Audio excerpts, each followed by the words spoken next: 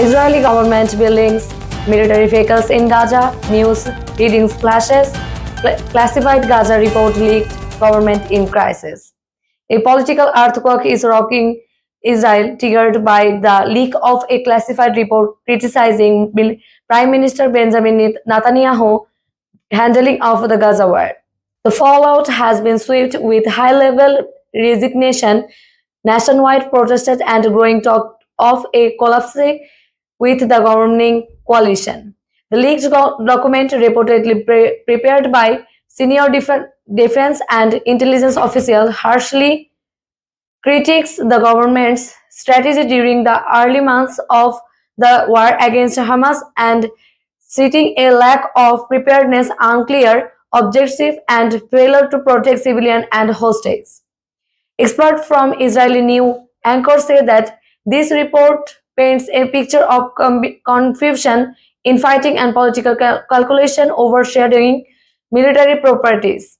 Footage of Israeli military operations, rescue attempts, and public memorials. The report also alleges that warnings about the October 7 Hamas attack were ignored and that key decisions were made based on political optics rather than security strategy, inflaming long-standing criticism of Netanyahu's leadership.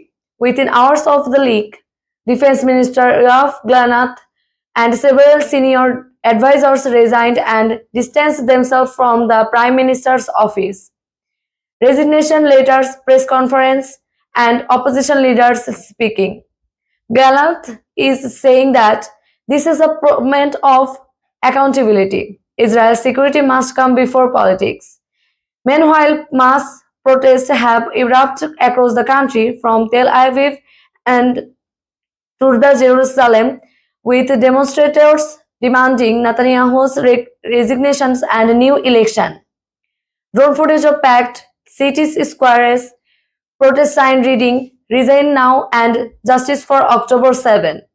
Public anchor has a safe building for months, but the leaked Gaza report has criticized frustrations with what many see a government paralyzed by scandal and self-perseveration.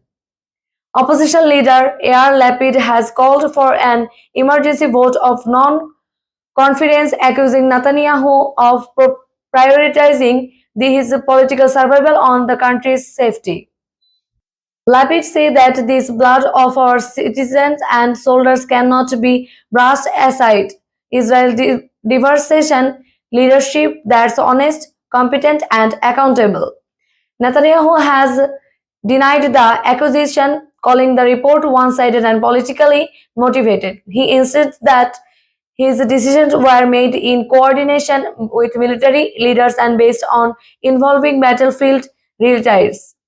Netanyahu said that in wartime, difficult choices must be made. We have accepted and will continue to act to protect Israel's security. But pressure is mounting even from within Netanyahu's own Likud party, and while several lawmakers have privately expressed concern that the coalition cannot survive this latest scandal. At the same time, families of hostages still held in Gaza have taken to the streets, accusing the government of failing to propose rescue efforts and betraying public trust. Families holding photos of kidnapped loved ones, lighting candles, and chanting.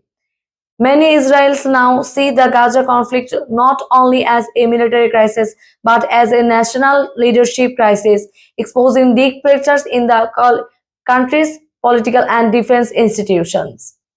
With ceasefire talks still stalled, international pressure growing, and coalition unity fading, analysts warn that Israel could be heading for snap election or a prolonged period of political instability at a time of ongoing regional conflict. US briefing, US State Department reaction, and analysts on TV stage.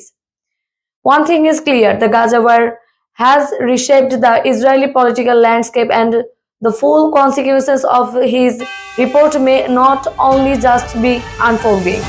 Follow for continued coverage of the Gaza conflict, Israeli politics, and global response.